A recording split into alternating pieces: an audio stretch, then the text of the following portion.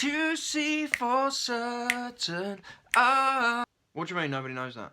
It's a huge day, day 4. We finished the whole of Genesis. All the brothers we were thinking about yesterday were Joseph's brothers, the guy with the coat. Joseph's brothers hate him because their dad loves him the most and he gets a really snazzy coat for him. Add into that the complication that Joseph keeps saying he has dreams where everybody's bowing down to him. He won't stop banging on about it, so his brothers do what any self-respecting brothers would do.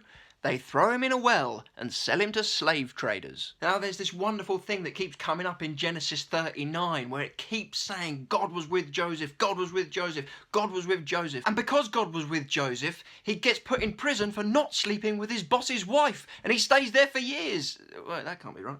Anyway, while he's in prison, he interprets the dreams of these two guys. One of them gets his job back with Pharaoh and the other one gets impaled on a stick. Then 2 years later, Pharaoh starts having crazy dreams and the guy who got his job back says to him, I know a guy who can interpret dreams. So then Joseph is told to have a haircut and a shave, which by the way, I am not doing until day 19. And he interprets Pharaoh's dreams and get this, Pharaoh puts him in charge of the whole of Egypt. So now Joseph is in charge of making sure that everybody has enough food in 7 years of famine and his brothers come back, the same ones that threw him in a well, and they're hungry. You've got to read Genesis 42 to 45. Joseph messes with his brothers for like 4 chapters. It's so fun. Easily my favourite moment in Genesis is in chapter 46, where you get this long list of names. There's these 2 brothers, one's called Muppim and the other one's called Huppim.